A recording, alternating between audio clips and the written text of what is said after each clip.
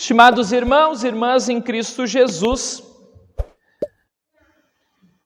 gostaríamos de meditar na palavra do nosso Deus.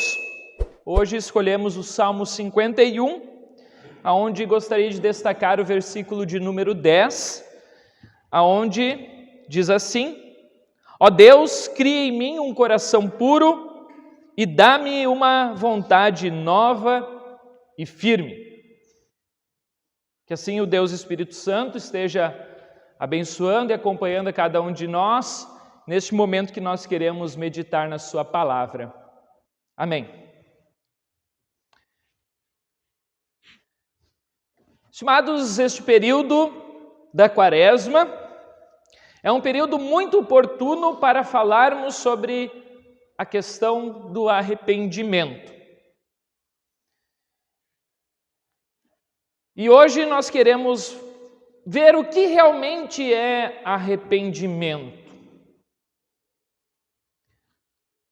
Existe uma frase dita por muitos e que talvez até mesmo vocês já disseram, que diz assim: ah, se arrependimento matasse. Vocês já disseram essa frase? Ah, se arrependimento matasse? Acho que é difícil ter uma pessoa que nunca pensou ou disse isso. Eu já fiz, com certeza. Por quê? Porque já fiz coisas erradas, das quais eu me arrependo. Ah, se arrependimento matasse. Pois é, irmãos. Mais para frente em nossa mensagem eu retorno para a gente meditar um pouco mais sobre essa frase. Mas agora eu gostaria de fazer um retrocesso, não, mas eu queria voltar no tempo, um regresso no tempo, e lembrar da mensagem que eu fiz há 3 anos atrás, também no primeiro domingo da Quaresma. Não sei se vocês se lembram, se vocês vão se lembrar, mas naquela mensagem, há 3 anos atrás, eu trouxe algumas imagens, as quais eu vou pedir para a Rebeca passar e colocar no slide. Esta imagem que vocês estão vendo foi uma imagem que eu utilizei naquela mensagem, naquele sermão. Vocês podem ver, né, uma imagem, né, talvez não esteja tão nítido, tão claro, mas nós temos ali uma imagem de um diabo, né, de um diabo derrotando Jesus, né, Jesus deitado no chão. Pedi para a Rebeca passar a próxima imagem. Nós temos outra imagem vista de outro ângulo, onde novamente aparece o Cristo derrotado no chão, sendo pisoteado, sendo humilhado por Satanás. Estas imagens pertencem ao Carnaval de 2019, né? E este aí é o desfile, se eu não me engano, de uma das escolas de samba denominada Gaviões da Fiel, aonde eles quiseram representar uma luta entre Jesus e o diabo, mas que na realidade parece que o diabo sai como vencedor nesta batalha. Uma mistura talvez entre o sagrado e o profano. Isso aconteceu em 2019 e no ano de 2020 uma outra escola de samba, não lembro o nome, também trouxe novamente a figura de Jesus para ser retratada no seu desfile. E novamente uma mistura, podemos dizer assim, entre Deus, o sagrado, e o mundo, e o profano, onde retratavam Jesus como sendo de diversas classes, diversos setores da sociedade, e Jesus sendo representado por mulheres, por negros, por pessoas de de outras orientações sexuais, enfim.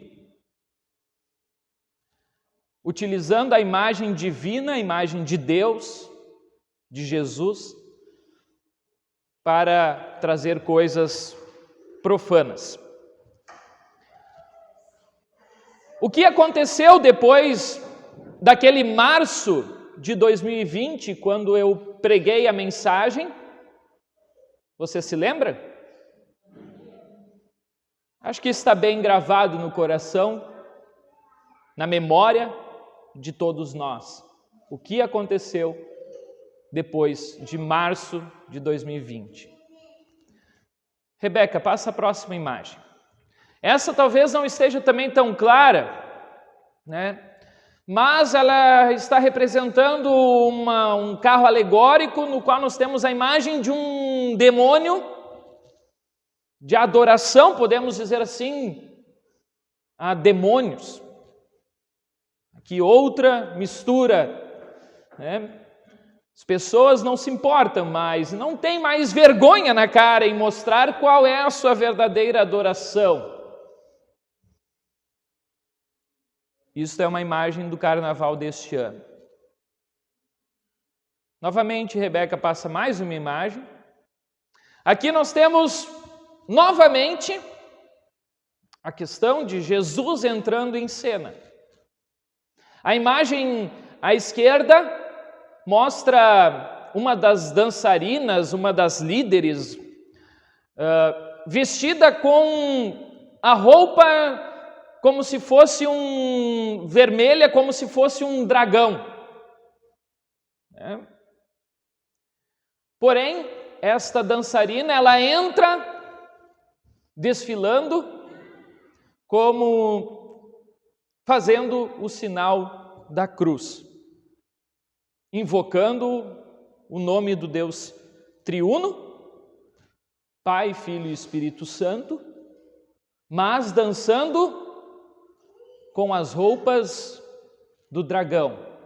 O dragão, que na Bíblia é uma mistura para falar do demônio, de Satanás. Ou seja, mais uma vez a mistura entre o sagrado e o profano. E a imagem à direita, talvez também não esteja muito claro, depois se vocês quiserem procurar na internet, ou talvez vocês viram mesmo nos noticiários. Nessa mesma escola de samba, novamente a Gaviões da Fiel traz a figura de Jesus. Agora eu não sei qual foi a intenção deles, até porque eu não acompanho o carnaval, mas Jesus estava pendurado. E essa pessoa que até mesmo que interpretava Jesus no final do desfile, ela teve que ser socorrida pela ambulância, pois ela estava ali padecendo, acho que passou mal depois de estar ali dependurado como se fosse um Cristo. Novamente, a figura entre sagrado e profano. E aí fica uma reflexão para nós, como cristãos, como pessoas que dizem que seguem o caminho de Jesus. O carnaval.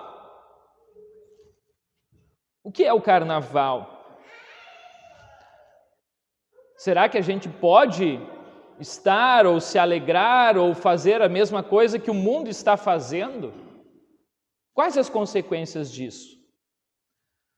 Lembramos que o carnaval é a festa da carne. É a festa da carne.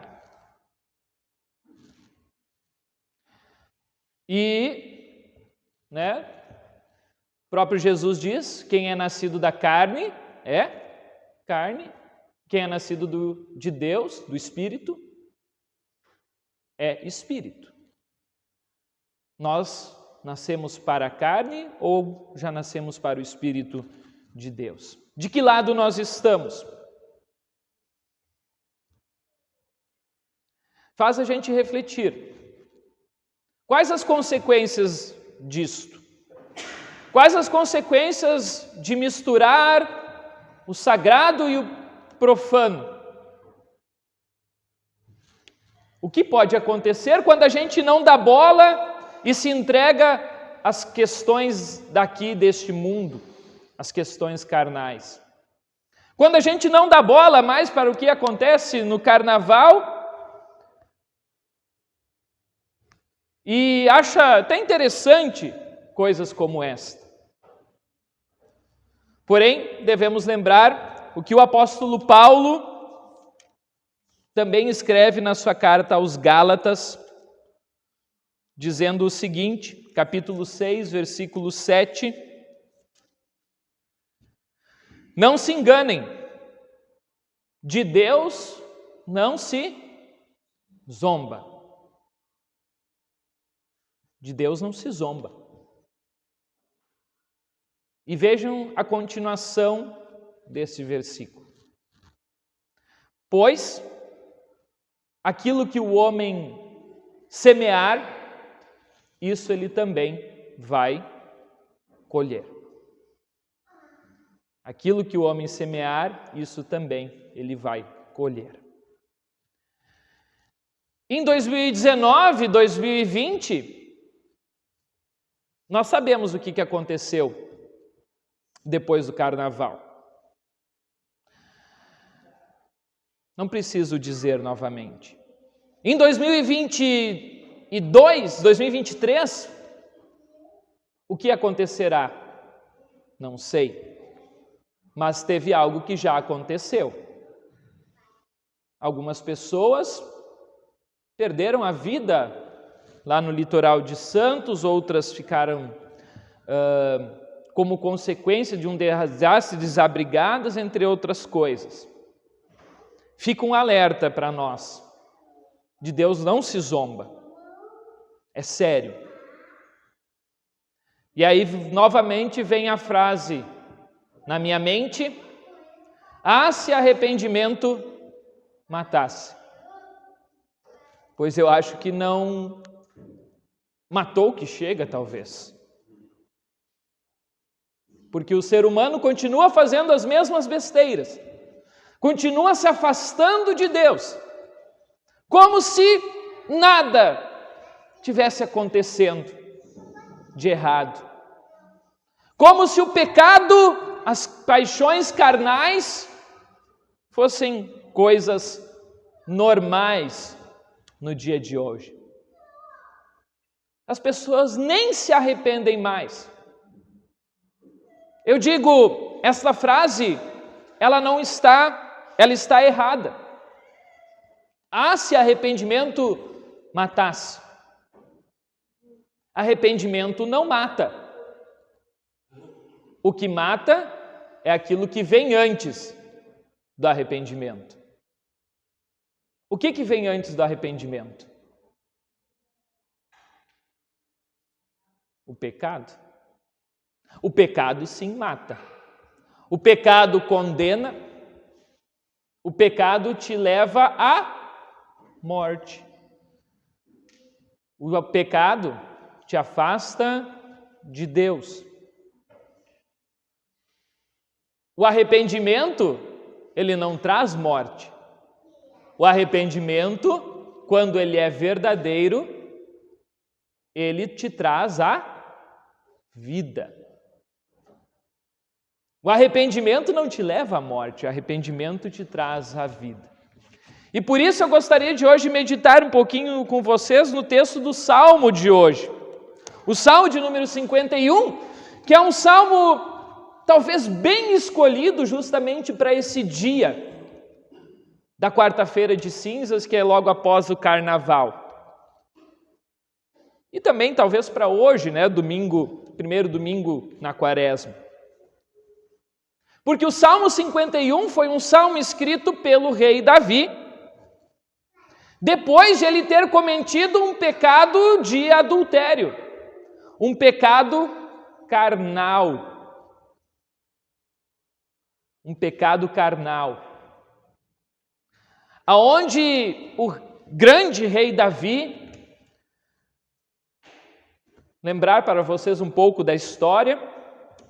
O grande rei Davi, ele, num determinado momento onde ele estava em guerra com outros países, com outros povos, ele, como rei, naquela época era bem costume, o rei era a pessoa que comandava o exército. E Davi comandou o exército diversas e diversas vezes, em diversas batalhas, e se saiu vencedor. Porém, o povo dele, o povo de Davi, havia ido batalhar, porém, Davi, ele resolve fazer o quê? Ele resolve ficar em casa. Ele resolve descansar.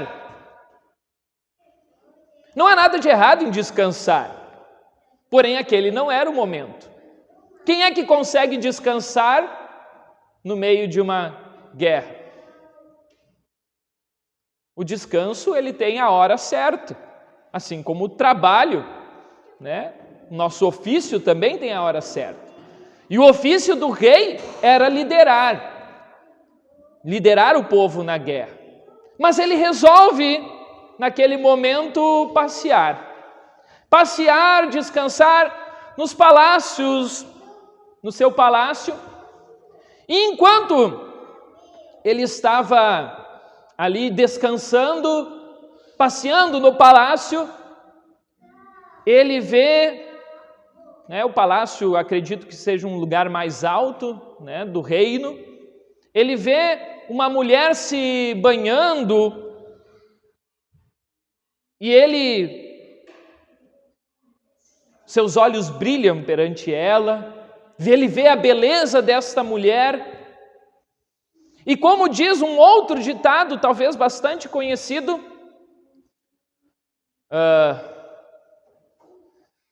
mente vazia, oficina do diabo. A mente vazia de Davi, naquele momento, descansando tranquilamente, no momento errado, fez com que o diabo entrasse na sua mente. E aí ele começou a tramar um plano para ficar com aquela mulher. Só que havia um porém. Esta mulher, a qual seus olhos estavam enamorados, brilhavam por causa da sua beleza, esta mulher era casada. Mas Davi não se importa com isso e manda chamar esta mulher para o palácio, para os seus aposentos. Essa mulher era casada. E ela era casada justamente com talvez um dos principais amigos ou pessoas do reino, que era o comandante do exército chamado Urias, amigo de Davi. E Davi, então, deixando as paixões carnais tomarem conta, ele resolve tramar um plano para se apoderar, para poder ficar com a mulher do seu amigo Urias. E aí ele então, para não matar Urias diretamente, o que ele faz? Ele manda Urias para o fronte de batalha na guerra, aonde talvez era o lugar dele estar naquele momento. Ele manda o comandante Urias para o primeiro pelotão, para que ele fosse morto, porque Davi também era um bom guerreiro. Davi também era um bom líder. E ele sabia quando ele devia ou não devia entrar numa guerra. Ele sabia quando ele venceria e talvez seria derrotado. E ele sabia que se ele mandasse Urias para a guerra, Urias não voltaria de lá com vida. E assim aconteceu. Porém, até aquele momento, Davi não se importa. Davi não vê como se estivesse fazendo nada de errado. Davi continua pecando, até que Deus chega para Davi, através do profeta Natã, E o profeta Natã então conta a seguinte história para Davi. Olha só, Davi, seguinte, sabe que eu sou profeta, eu sou um homem de Deus, e eu aqui tenho uma história para contar para ti. Um homem tinha muitas ovelhas, e outro homem tinha apenas uma ovelha. Porém, aquele homem que tinha várias ovelhas, ele olhou para a ovelha daquele homem que tinha apenas uma ovelha e pensou: como eu gostaria que esta ovelha fosse minha. Essa ovelha é muito bonita. E então, este homem vai e mata o dono daquela ovelha e se apodera dela. E aí então, o profeta Natã pergunta para Davi: Davi, o que deveria acontecer com este homem que pegou e matou o outro por causa de uma ovelha? Davi logo respondeu: esse homem merece a morte, merece ser condenado à morte. E aí Natã respondeu: este homem é você. Este homem é você, Davi. Foi isso que você fez. Aí Davi reconheceu e viu que estava errado. Reconheceu a sua culpa, reconheceu o seu erro. Porém, não foi assim de uma hora para outra.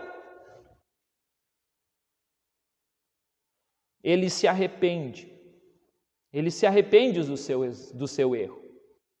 Mas a culpa, mesmo assim, continua consumindo o seu coração. Porque a culpa é assim.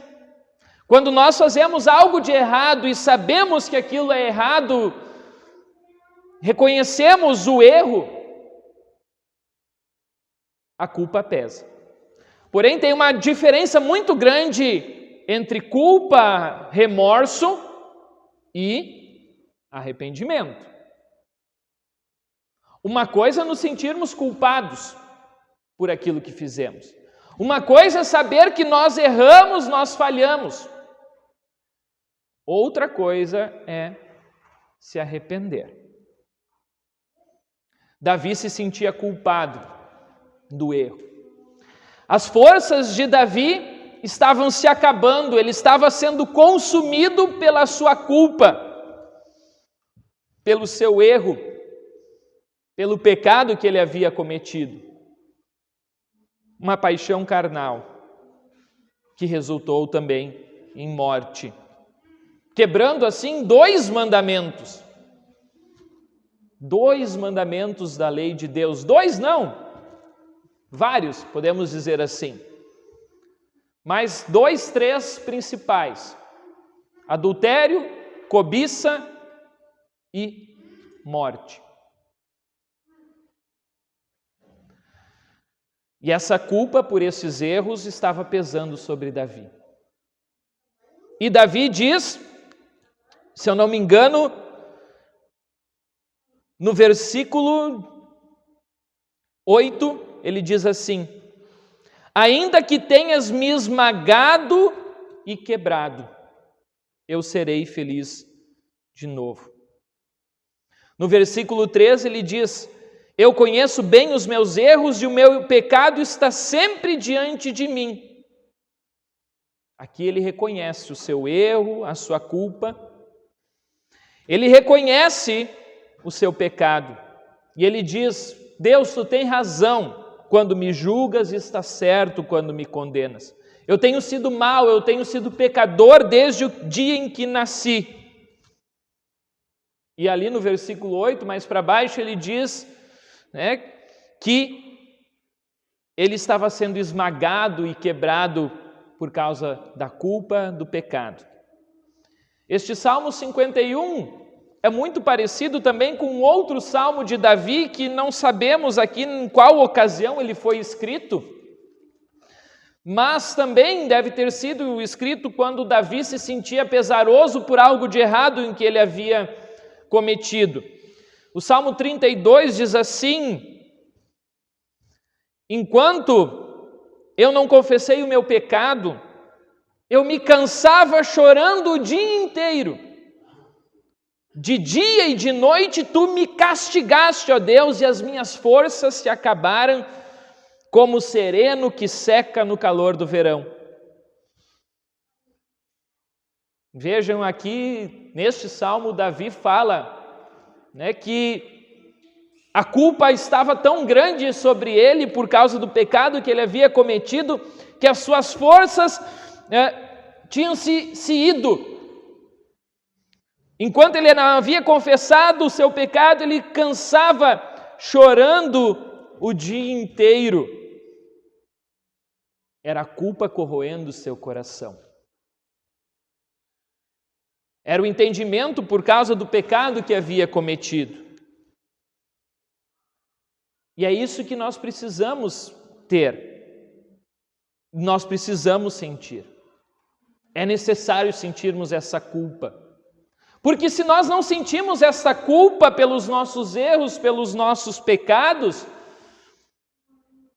a gente está vivendo uma vida conforme hoje o mundo vive, não dando mais nem bola para as coisas que vêm acontecendo, para os pecados, para os erros cometidos, como se nada estivesse acontecendo no mundo lá fora. É importante reconhecermos o nosso erro, reconhecermos o nosso pecado e a partir daí sim nos arrependermos. E a partir daí sim prostrarmos os nossos joelhos diante de Deus em oração e pedirmos: Deus, tem misericórdia de nós, tem compaixão de nós, como Davi diz: eu tenho sido pecador desde o meu nascimento, mas o que tu queres? Tu queres é um coração sincero. Enche o meu coração com a tua sabedoria. Tira de mim o meu pecado, e aí sim eu ficarei limpo. Lava-me e ficarei mais branco do que a neve. Isto sim é arrependimento. É arrependimento verdadeiro. É reconhecer o erro, reconhecer a falha, reconhecer a culpa e se voltar para Deus e pedir o seu perdão.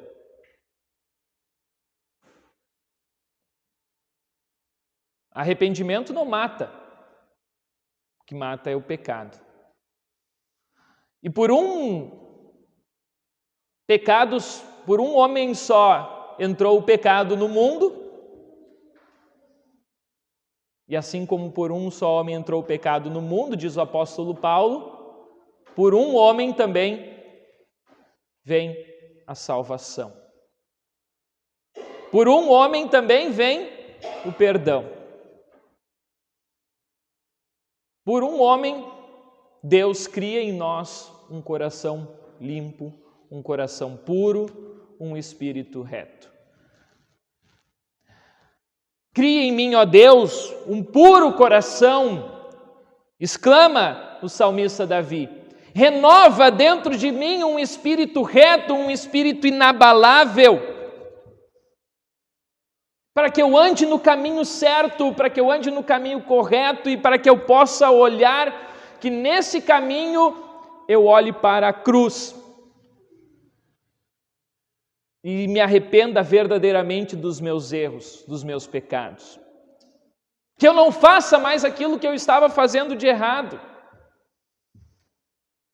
Eu sei que nós vamos cometer pecados, mas nós temos que nos esforçar ao máximo, pedindo a ajuda de Deus, como o salmista Davi diz: Deus, limpa o meu pecado, lava o meu coração, dá-me um coração, enche o meu coração com a tua sabedoria, cria em mim um coração puro e me dá uma vontade nova e firme não me expulses da tua presença e nem tires de mim o teu Santo Espírito. Dá-me novamente a alegria da tua salvação e conserve em mim o desejo de ser obediente. Que a gente também possa, assim, voltar-se para Deus verdadeiramente arrependidos e saber que não é por causa do nosso arrependimento que somos salvos, mas sim porque a gente está voltando para o caminho certo. Arrependimento é voltar e retornar para Deus, é mudar, é deixar as coisas do mundo de lado, as coisas que nos afastam de Deus para nos aproximar de Deus, para andar no seu caminho. Isso é verdadeiramente arrependimento. É deixar de fazer as coisas que são contrárias a Deus, inimigas de Deus, e andar conforme Deus nos ensina na sua santa palavra.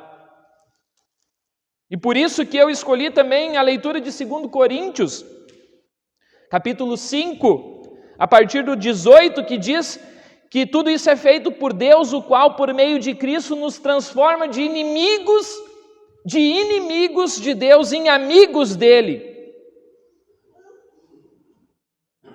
No versículo 20 diz: portanto, estamos aqui falando em nome de Cristo, como se o próprio Deus estivesse pedindo por meio de nós. E em nome de Cristo nós pedimos a vocês que deixe que Deus os transforme de inimigos em amigos dele.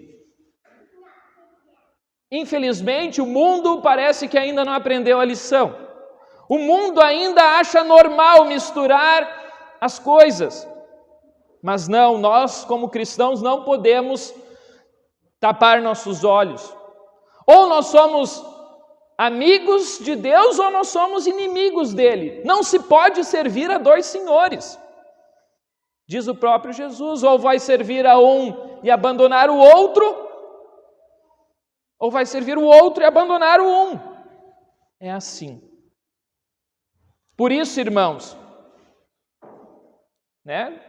lembrando da outra palavra do apóstolo Paulo lá em Gálatas, aquilo que o homem semear, isso também ele colherá.